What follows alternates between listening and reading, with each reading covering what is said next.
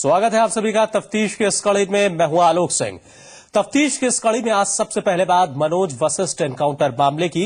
इस केस में शामिल स्पेशल सेल की टीम का तबादला कर दिया गया है। मनोज वशिष्ठ के परिवार वाले आज Delhi police commissioner BS Bassi से मिले। इसके बाद पुलिस कमिश्नर ने मुठभेड़ में शामिल स्पेशल सेल की टीम को तबादले का आदेश दिया। साथ ही पुलिस के खिलाफ परिवार वालों की शिकायत की विजिलेंस जांच का भी आदेश दिया गया है। इस बीच आक्रोश और गम के माहौल में आज मनोज का उनके पैतृक गांव में अंतिम संस्कार कर दिया गया।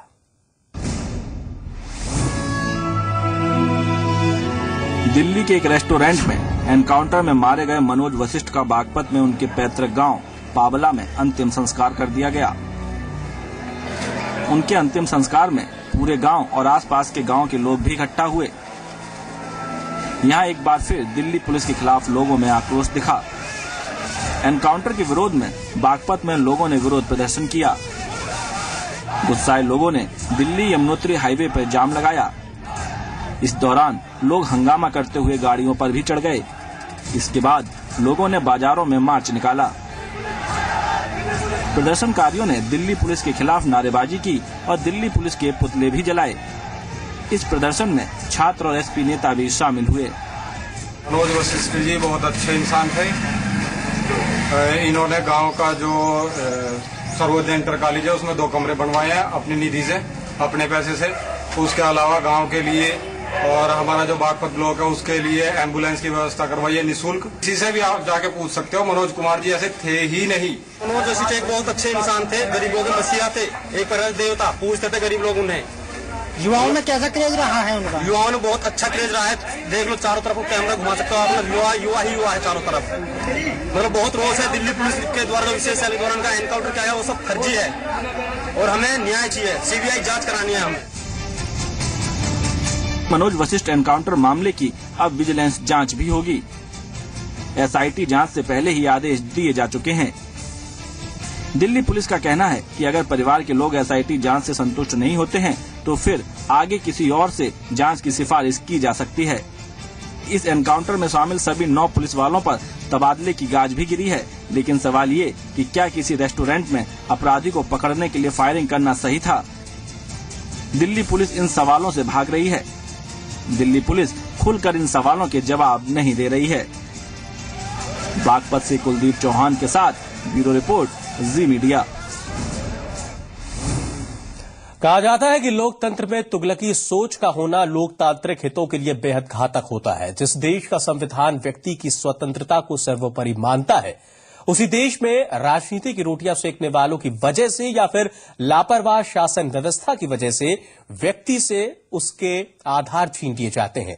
झूठे आरोपों के दम पर मेरठ में एक बार फिर महिलाओं के हितों का कत्ल हुआ है। समाज सुधार के नाम पर समाज के ही कुछ ठेकेदारों ने महिलाओं के जीने पर अंकुश लगा दिया, लेकिन अभी भी प्रशासन की आंखों की नींद की खुमारी छाई हुई है। देश में कानून को ताक पर रखकर फैसला करना पंचायतों की रवायत सा बन गया है। कभी लड़के लड़कियों के मोबाइल इस्तेमाल करने की बात हो या फिर लड़कियों के पहनावे को लेकर आपत्ति। खुद को तथाकथित समाज का ठेकेदार मानने वाले पंचायतों का नजरिया बदलने का नाम नहीं ले रहा। ताजा मामला मेरठ के खरखौंदा थाना क्षेत्र से सामने आया है, जहां पीपली खेड़ा गांव की एक पंचायत ने महिलाओं को लेकर ऐसा फरमान जारी किया जिसकी कोई कानूनी मान्यता नहीं है। यह पंचायत ने महिलाओं के घर से बाहर निकलकर काम करने पर पाबंदी लगा दी है। फरमान का उल्लंघन करने पर 100 कोड़े मारने और 1 लाख रुपए जुर्माना लगाने का ऐलान किया है। साथ ही जिस परिवार की महिला घर से बाहर काम करेगी उस परिवार का हुक्का पानी भी बंद करने का फरमान सुनाया गया है। गांव में ऐसे कई परिवार हैं जो पंचायत के इस तुगलकी फरमान से हलकान हैं। मेरे आपके सामने बैठे 3 बच्चे, ये 3 बच्चे हम कमाएंगे नहीं तो खाएंगे कहाँ से? भाई हमारे इतनी खेती नहीं, बाड़ी नहीं जो हम खेती से लाओगे और खिलाओगे। मजदूरी करते आज 2 दिन यहाँ कर लिया, 3 दिन वहाँ कर लिया। हमारे बिरादरी वाले काम बंद कर रहे, हम काम बंद नहीं करना चाह रहे और क्या कहते हैं काम खुलवाना चाह रहे, हम ये खोलना नहीं चाह रहे। सर हम कुछ नहीं करते फिर भी ये हमारे ऊपर आरोप लगा रहे। काम क्यों करना चाहते हैं? काम जब कर्जा है हमारे पास और बच्चे को पेट कैसे पालेंगे हम।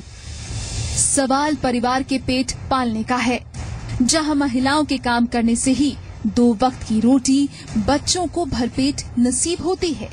ऐसे में सवाल ये है कि क्या ऐसे परिवारों को पंचायत अब राशन देगी जो भूख मिटा सके। वहीं ऐसे फरमानों की वकालत करने वाले ये दलील दे रहे हैं कि दूर दराज काम करने से महिलाओं का चरित्र हनन होता है। खरगोदा जाने से हमारी बात हुई सीओ से, दरोगा जी से, तो दरोगा जी जाकर बोले कि आप जो काम करने से मत रोको, किसे जो बुरा काम जो कर रहे हैं इसे बिरादरी से बाहर निकाल दो। दरोगा जी ने कहा बिरादरी से बाहर करो। तो इनों की बात हमने मान ली।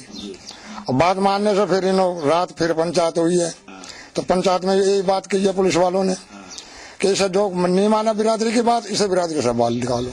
हैरानी इस बात की है कि यहाँ पंचायत के लोग अपने फैसले पर पुलिस की सहमति का हवाला दे रहे हैं, वहीं पुलिस प्रशासन इससे खुद को बेखबर बता रहा है। इस प्रकरण में अभी कोई जानकारी हम लोग तक नहीं आई है, लेकिन जो हमारे पुलिसकर्मी जिनको गांव में भेज के चेक कराया गया है उससे ये बात प्रकाश में आई है कि ये जिस बिरादरी के लोग हैं उन्हीं के बिरादरी के लोगों ने एक पर्टिकुलर प्लांट में जाके काम करने से रोका था, लेकिन अब दोनों में समझौता हो गया और महिलाएं काम भी कर रही हैं। कोई इस तरह की उनकी हुक्का पानी बंद करने की बात नहीं है। फिर भी यदि कोई इस तरह की शिकायत मेरे पास आई है तो उसमें वैधानिक करेंगे।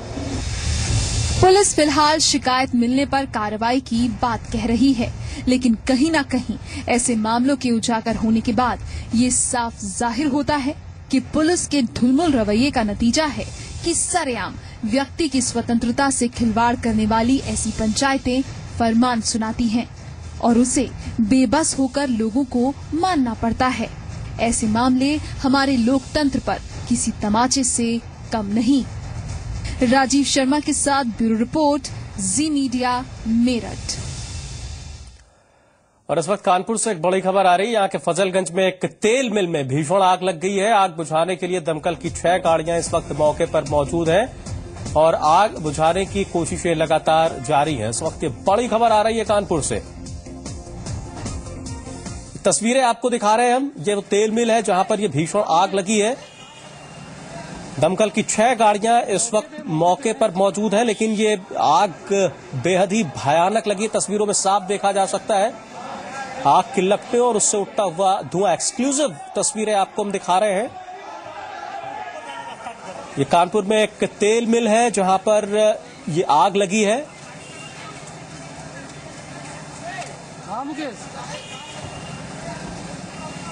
और जी मीडिया संवाददाता मोहम्मद उजैर हमारे साथ जुड़े हुए हैं। मोहम्मद उजैर, आपसे पूरी जानकारी चाहेंगे कैसे आग लगी और इस वक्त क्या स्थिति है?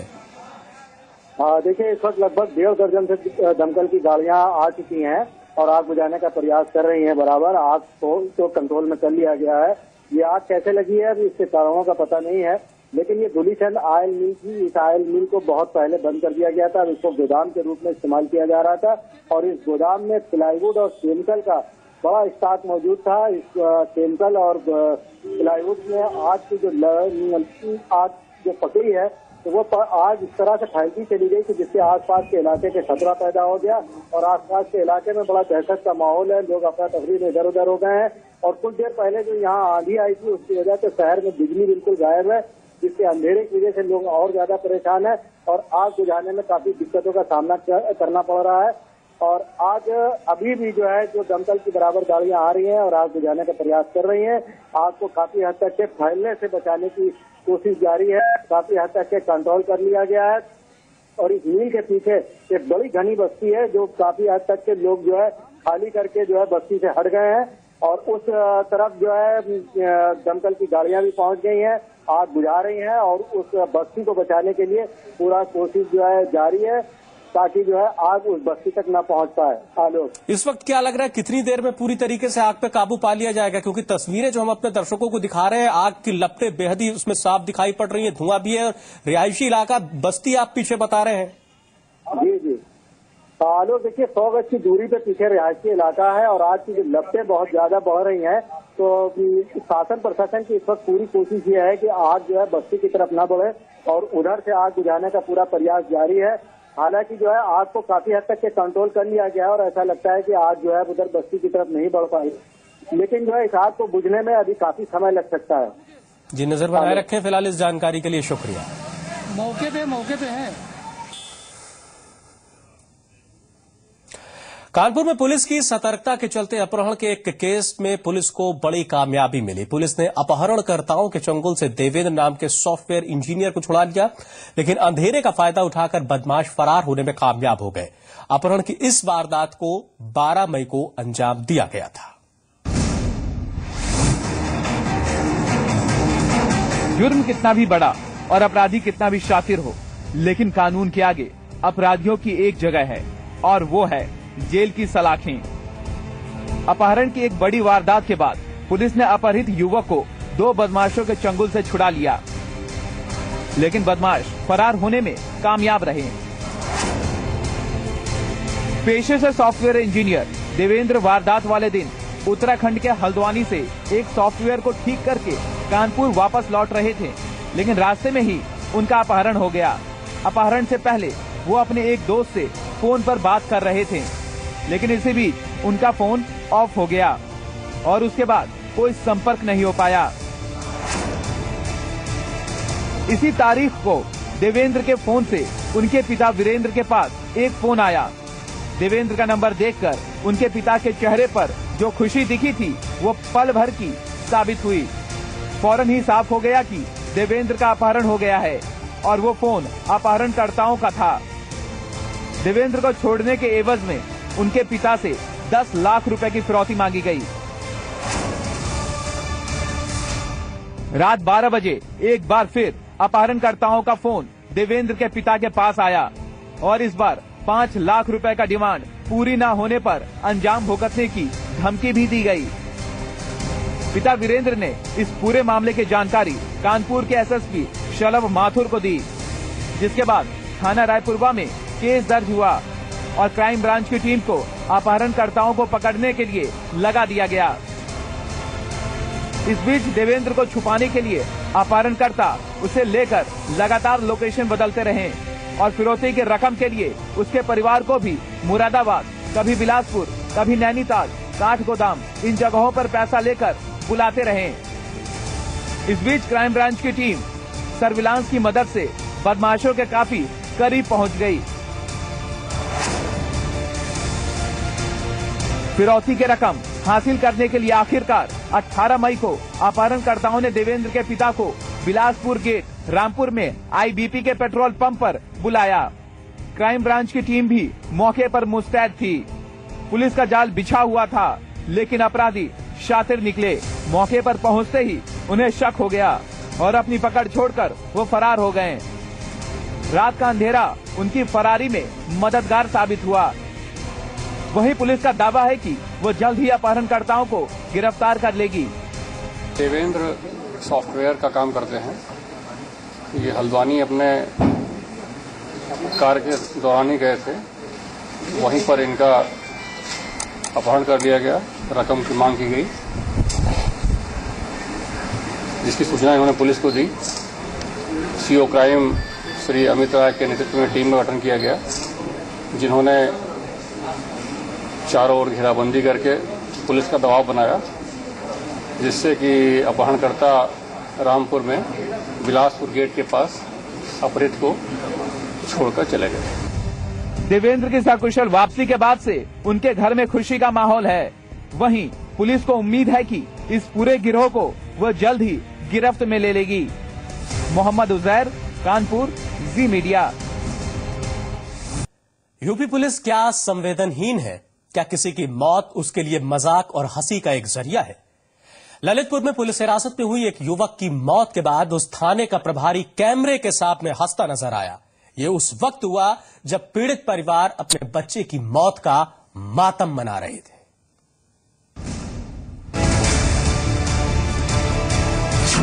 कानून की वर्दी में ये वो शख्स हैं जिस पर आरोप हत्या के लगे हैं।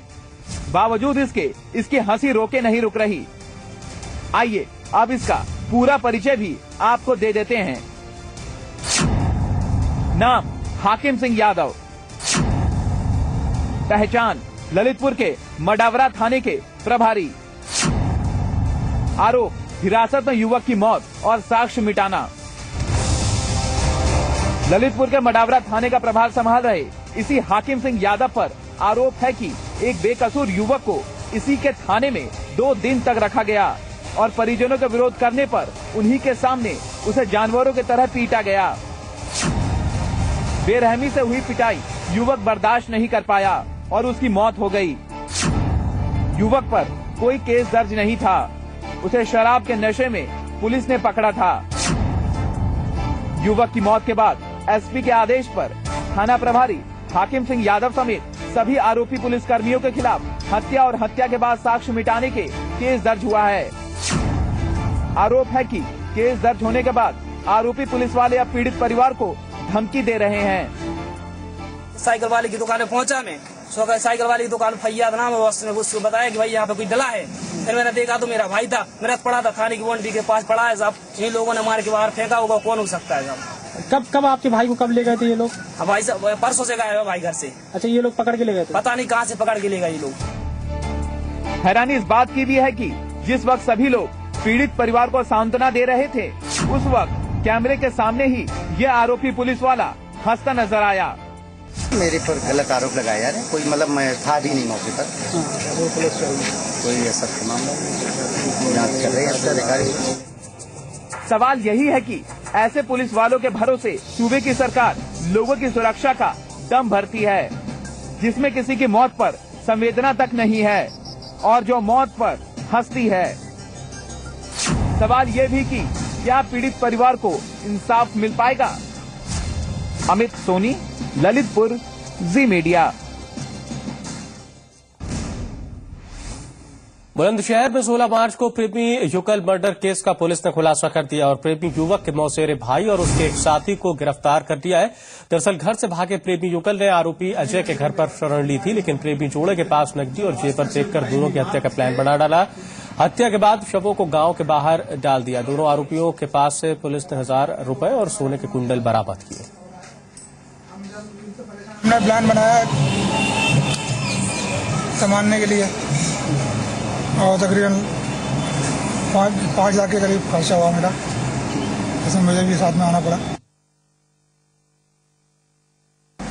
बहुत कठिन प्रयास करके विगत 4-5 दिनों में ही पूरी घटना का खुलासा किया। उसमें घटना में शामिल रहे 3 अभियुक्तों को गिरफ्तार किया। घटना में प्रयुक्त पिस्टल बरामद किया और पूरी घटना का पर्दाफाश हुआ। अंधविश्वास आज भी हमारे समाज में एक बीमारी की तरह फैला हुआ है। इसके इलाज के लिए शिक्षा और जागरूकता हर तरफ फैलाई जा रही है। बावजूद इसके लोग आज भी इसके शिकार बन रहे हैं।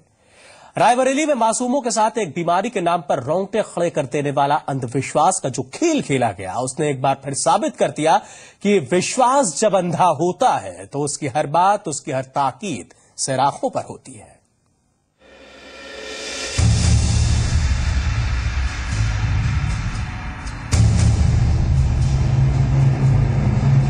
अंधविश्वास के किस्से तो आपने बहुत सुने होंगे, लेकिन रायबरेली के महाराजगंज थाना इलाके के जिहवा गांव में जो अंधविश्वास फैला है, उसके बारे में जब आप सुनेंगे तो आपके रोंगटे खड़े हो जाएंगे।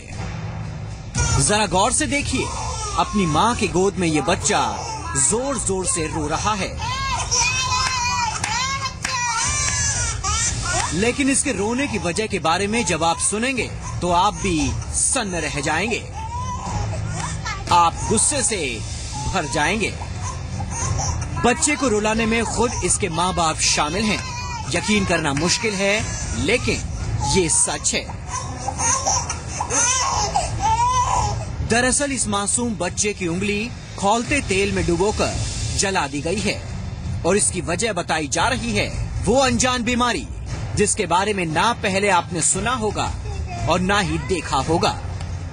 जमोगा नाम की बीमारी का खौफ इस गांव में इस कदर पसरा है कि खौलते तेल से मासूमों का इलाज किया जा रहा है। बीमारी के इलाज को लेकर एक बड़ा अंधविश्वास ये भी है कि बच्चे की एक उंगली खौलते तेल में जला दी जाए तो ये बीमारी ठीक हो जाएगी। ऐसा गांव की ही 2 बच्चियों के साथ हुआ भी, जिसमें एक बच्ची की एक उंगली कट चुकी है वहीं दूसरे की उंगली जलने से घायल हो गई। गांव के लोगों में ये अंधविश्वास फैला है कि शरीर का रंग बदलने, आवाज में तब्दीली, हाथों और पैरों का सन्न होना, लगातार दस्त आना और नवजात शिशुओं में सांस की समस्या के लिए जमोगा नाम का राक्षस ही जिम्मेदार है। और ये मानना है कि एक बार जमोगा की चपेट में कोई बच्चा आ गया तो उसकी मौत तय है। जमोगा पकड़ ली। जमोगा पकड़ ली तो का क्यों हो रहा है, मतलब कैसे जली गए? तेल से जली गई। तेल से। कितने साल की रही बिटिया? महीना भर। डॉक्टर के लगे, डॉक्टर नहीं धरे पाइस, ऐसे जला देंगे। तो सही हो गई? सही दवाई करा नहीं, उसके बाद से वो बीमारी दोबारा नहीं हुई? दोबारा नहीं आई। वजन करा लड़का हम बच्चा कौन हम बच जाए। सरकारी दवा नहीं तो मतलब उसकी एक उंगली ना रहे ये मंजूर है। हाँ, लड़का बच जाए। जैसे बाहर वाला बड़ा वाला पकड़ लिया था। हाँ। जैसे दिक्कत रहा था। हाँ। बच्चा बचे कि नहीं कोनो आशा रहता है, बच्चा बच्ची कि ना बच्ची, अंगुली जला दी ना। हाँ। इसमें आशा है कि कम से कम सही तो होगा। वहीं गांव के प्रधान को ऐसे किसी इलाज के बारे में जानकारी ही नहीं है, लेकिन अब वो इसे रोकने की बात कह रहे हैं। उंगली नहीं चला, सब फर्जी काम है। अस्पताल जाए, मेरे पास अस्पताल है बगल में, जिससे ज्यादा दूर अस्पताल नहीं ना, गाँव में उंगली चला दिए। अंधविश्वास है तो अब हमका जानकारी आज भय है, बाद से जाएंगे गाँव में देखेंगे, चेक करवे, बताओ लोगों से अस्पताल जाओ, ये सब गलत काम है। आजादी के 68 सालों बाद भी देश के कई हिस्सों में अंधविश्वास की जड़ें कितनी गहरी हैं। मजबूरी, गरीबी और अशिक्षा ने लोगों को किस कदर अंधविश्वासी बना दिया है कि जिगर के टुकड़ों को भी बेइंतहा दर्द देने में मां को परहेज तक नहीं होता। विवेक श्रीवास्तव, जी मीडिया, रायबरेली।